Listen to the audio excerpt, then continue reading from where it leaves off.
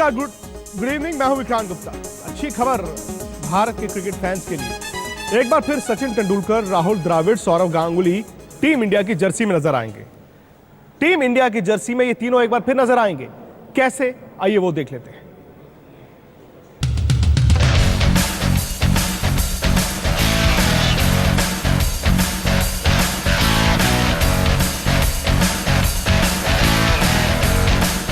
सचिन तेंदुलकर, सौरव गांगुली, राहुल द्रविड़, ये हैं भारतीय क्रिकेट के तीन दिग्गज।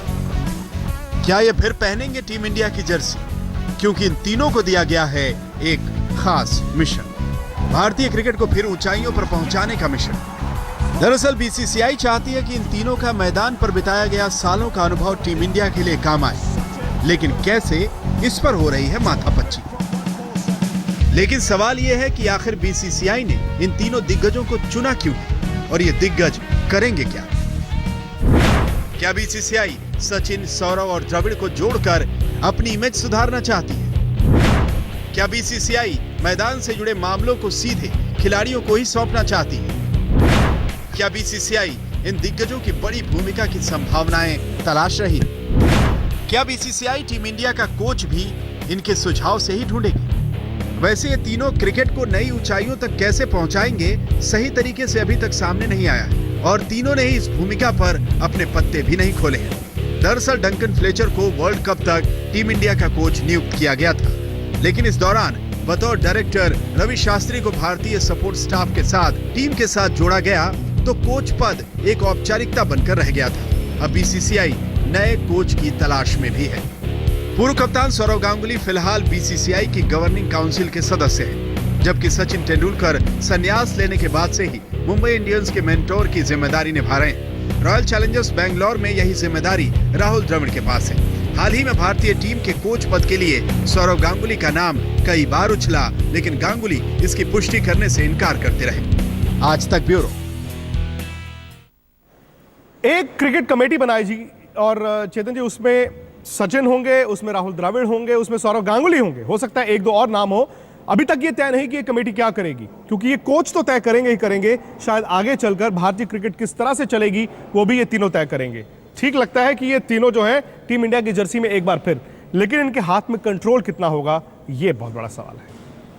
देखिए, तीनों लोग बड़े प्लेयर हैं, अपने अपने टाइम के, अपने समय पे तीनों एक साथ थे। बहुत भारी कंट्रीब्यूशन है और मैं समझता हूँ तीन थोड़े कम है, इसमें एक दो नाम और दो तीन नाम और भी जुड़ जाने चाहिए। ये ना हो जाए ना कि सपोर्ट स्टाफ ही 8-10 लोगों का हो जाए। वो भी एक चिंता वाली बात है कि इनको तीनों को अलग अलग जिम्मेदारी, एक कमेटी बन जाए वो अलग बात है, एडवाइजरी का रोल है वो अलग बात है, लेकिन जब जिम्मेदारी दी जाए तो अलग अलग अकेले अकेले हो, और वो जो कंपार्टमेंट हैं वो पूरी तरीके से कंपार्टमेंट होने चाहिए कि इसका काम ये है, इसका काम ये है, इसका काम ये है। फिलहाल बड़ा सवाल ये भी होगा कि ये कमेटी क्या करेगी। क्या सिलेक्टर्स जो हैं वो इस कमेटी के पास जाएंगे? क्या कोचिंग स्टाफ इस कमेटी के पास जाएगा? कप्तान का क्या होगा? कहीं ऐसा तो नहीं कि सिर्फ नाम के लिए कमेटी बना दी गए। लेकिन आज एक बड़ा विवाद भी हुआ है। विवाद जो है वो आप जानते हैं कि बीसीसीआई में जिस तरह से श्रीनिवासन को बाहर निकाला गया, बढ़ते जा रहे हैं। आज विवाद ये है कि कल श्रीनिवासन साहब ने ये स्टोरी लीक करवाई थी कि उन्होंने आईसीसी की तरफ से जगमोहन डालमिया को एक चिट्ठी लिखवाई, जिसमें यह तस्वीर थी कि अनुराग ठाकुर जो बीसीसीआई के सेक्रेटरी हैं, करण गहलोत्रा जो कि चंडीगढ़ के रहने वाले हैं, उनके साथ तस्वीर। अब उसमें लिखा गया कि एंटी करप्शन यूनिट यह कहता है कि अनवेरिफाइड बुकी सस्पेक्ट है करण गहलोत्रा। इस लिहाज से यह लड़ाई आज और तूल तब पकड़ गई जब अनुराग ठाकुर ने चिट्ठी लिखी श्रीनिवासन को और यह कहा कि अगर इस तरह के नाम को लेकर आपको आपत्ति है तो ये नाम मुझे क्यों नहीं दिए गए, ये सूची मुझे क्यों नहीं दी गई, कम से कम आप अपने परिवार वालों को दे देते ताकि वो फिक्सिंग में ना फंसते। अब सवाल यह है कि करण गहलोत्रा का नाम क्यों आया है, और आज तक पर इस वक्त करण गहलोत्रा चंडीगढ़ से लाइव है हमारे साथ। करण, इससे पहले कि करण के पास जाए, अनुराग ठाकुर ने क्या कहा वो देख लेते हैं। My reaction is sought on unverified state information. Please verify before seeking any reaction. जिस आरोप की पुष्टि तक नहीं हुई उस पर मेरा उत्तर मांगा जा रहा है, ये दुर्भाग्यपूर्ण है। ये राजनीति के तहत जो नाम बदनाम करने का प्रयास किया जा रहा है, ये दुर्भाग्यपूर्ण है। और आईसीसी की मेल में भी जिस व्यक्ति का जिक्र किया गया है, बड़ी चालाकी के साथ उसके नाम के साथ सस्पेक्टेड बुकी और ब्रैकेट में अनवेरीफाइड लिख दिया है, ताकि केवल नाम को उछाला जाए जब बाकी मुद्दों की चर्चा हो रही है। ये दुर्भाग्यपूर्ण है, इस तरह की राजनीति से बचना चाहिए। अनुराग ने यह भी कहा कि शायद श्रीनिवासन ग्रुप की जो हार हुई है वो उनसे पची नहीं आज तक पर। करण गिल्होत्रा हमारे साथ हैं। करण गिल्होत्रा कौन है, आप उन्हीं से जानिए। चंडीगढ़ के रहने वाले हैं। अनुराग ने भी ये कहा है कि उनके पॉलिटिकल सर्कल्स में वो उनको मिलते रहते हैं। और दरअसल तस्वीर ये थी कि एक केक काटा गया, अनुराग ने केक करण को खिलाया और कहते हैं कि ये अनुराग के इलेक्शन जीतने के बाद की तस्वीर थी। अब उसी तस्वीर को लेकर इतना बड़ा बवाल मचा है। और करण, आज तक के दर्शक आपसे जानना चाहते हैं कि आईसीसी कहता है कि आप अनवेरिफाइड सस्पेक्ट बुकी हैं। आपको समझ आता है इसका मतलब क्या है? विक्रांत जी, मैं तो ये जानना चाहूंगा आईसीसी से कि अगर उनके पास कोई ऐसा डाटाबेस था जिसमें वो मेंशन करते हैं कि उन्होंने मेरा नाम डाला था, आज उनको इतनी देर से कोई इन्वेस्टिगेट करने का या उसको किसी एजेंसी को देने का उनके पास कोई समय नहीं था, या उनके पास कोई उसके फैक्ट्स नहीं थे।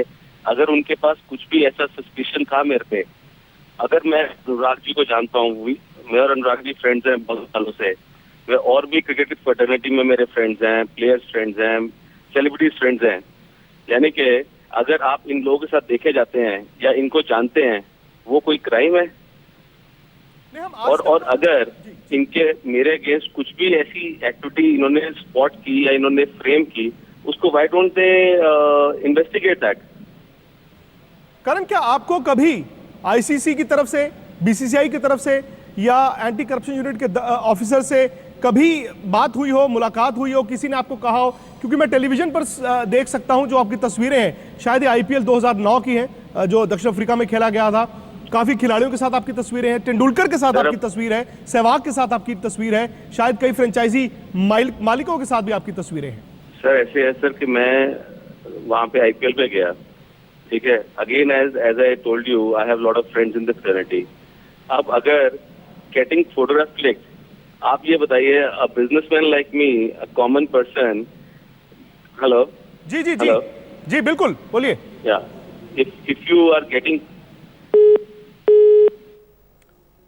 फोन कट गया है, फोन कट गया है और मुझे लगता है कि मेरे प्रोड्यूसर साहब को तुरंत करण को फोन दोबारा लगाना चाहिए, क्योंकि वो कुछ महत्वपूर्ण बात कर रहे थे। लेकिन ये लग रहा है आपको कि मुद्दा जो है इसमें कुछ है, या फिर ये बीसीसीआई वर्सेस बीसीसीआई, वही जो लड़ाई सालों साल चलती रहती है, इस बार भी वही है? देखिए, बीसीसीआई में पहले एक ग्रुप था, वो हावी था और कुछ सालों तक वो हावी रहा। इस साल थोड़ा बैलेंस बन गया है। कुछ उस ग्रुप जो हावी था, ग्रुप जो मजबूत ग्रुप था, उसके कुछ लोग कम हो गए हैं, दूसरे ग्रुप के लोग आए हैं। तो मैं समझता हूँ ये ग्रुप की पॉलिटिक्स है, ये ग्रुप में एक दूसरे को कमजोर करने वाले। बड़े संगीन इल्जाम लगाए हैं और उन्होंने आईसीसी प्रेसिडेंट पर उल्टा संगीन इल्जाम लगा दिए। क्या होता है इसमें, बहुत सीधी बात है कि आप कीचड़ में पत्थर फेंकेंगे तो छींटा आपके ऊपर भी आएगा। तो यहाँ पर मैं समझता हूँ इससे जितना बचें उतना अच्छा है, क्योंकि अल्टीमेटली होता कुछ नहीं है। होता ये दो लोग तो आएंगे चले जाएंगे, लेकिन जो क्रिकेट खेले हैं, जो लोग, जिन लोगों ने खून पसीना निकाला है, बड़े बड़े प्लेयर आए हैं और उन्होंने क्रिकेट को यहाँ तक इस मुकाम तक पहुँचाया। ये भी है, एक सवाल ये भी है कि आईसीसी या बीसीसीआई के एंटी करप्शन यूनिट जो है एक सस्पेक्ट लिस्ट बनाता है, वो कहता है कि इन लोगों से हटना चाहिए। चलिए करण दोबारा जुड़ गए। करण, आप कुछ बोल रहे थे, आवाज आपकी कट गई। मैं ये कहना चाहता हूँ सर कि अगर प्लेयर्स को जानना और उनके साथ सोशलाइज करना, if it is against the law, then इधर मतलब मेरे को उनको इन्वेस्टिगेट करना चाहिए ना, कि अगर आपके फ्रेंड्स हैं या आप उनका सोशलाइज कर रहे हैं, that doesn't prove that you are doing something wrong or planning something wrong with them. They are also human beings. They are also like friends like us. इस सारे सिस्टम में जो आज मेरे को ये हीट फेस हो रही है, जो मेरा नेम मलाइन हो रहा है, मेरे को तो आज ये लग रहा है कि शायद मेरी जिंदगी की सबसे बड़ी गलती थी कि मैं शायद सोशलाइज करता था। करण, आप कुछ एक्शन लेना चाहेंगे? आमतौर पर हम जानते हैं कि डिफेमेशन लॉज क्या है भारत में। आपने कहा कि मेरा नाम जो है वो मलाइन किया गया है। सर आप खुद बताइए सर कि जब आपके पास अनवेरिफाइड सोर्सेज है, if you don't like my face and you put me in your database, that is no way to tarnish somebody's image ना। तो आप अपना नाम साफ कराने की कोशिश तो करेंगे, तो कैसे करेंगे होगा? सर? मैं I am in touch with my legal team, जो भी मतलब वो गाइड करेंगे हम उसको परस्यू करेंगे। बट और अगर इंटरनल पॉलिटिक्स है बीसीसीआई की, उसमें अनुराग जी को टारगेट वो कर रहे हैं जो भी दूसरे ग्रुप से, that is no reason that my name और his name should be tarnished in that. आपका जो भी whatever the matter is, it should be just fought on whatever merits and demerits. चलिए, शुक्रिया करण, आपने वक्त निकाला और अपनी तस्वीर भी सामने रखी। तस्वीर सिर्फ तस्वीर के तौर पर नहीं, आपने अपनी सोच भी सामने रखी। फिलहाल बहुत बहुत शुक्रिया। आज आईपीएल का मुकाबला है, किंग्स 11 पंजाब का ही मुकाबला है और यह मुकाबला आज मोहाली में खेला जा रहा है। उनके सामने हैदराबाद है। दोनों टीमें जो है टॉप फॉर्म में नहीं है, दोनों टीमें टॉप फॉर्म में नहीं है। एक टीम की आज जीत होगी, लेकिन जिसकी हार हुई उसके लिए आगे जाना काफी मुश्किल हो जाएगा। रॉयल चैलेंजर्स बैंगलोर की गाड़ी जो है वो दौड़नी शुरू हो गई। इस टीम में मिचेल स्टार्क वापस आए तो अचानक गेंदबाजी चल गई, अचानक जो बल्लेबाजी एक दिक्कत थी वो बैटिंग ऑर्डर भी सही हो गया और कल रात दिल्ली को एक बड़ी हार का सामना करना पड़ा क्योंकि रॉयल चैलेंजर्स बैंगलोर के गेंदबाज शानदार फॉर्म में थे। Star performer of the day हमारे लिए वरुण आरन, 4 ओवर 24 रन देकर 2 विकेट, 2 महत्वपूर्ण विकेट एंजेलो मैथ्यूज और युवराज सिंह को उन्होंने आउट किया और वहां से दिल्ली डेयरडेविल्स वापसी नहीं आ पाया।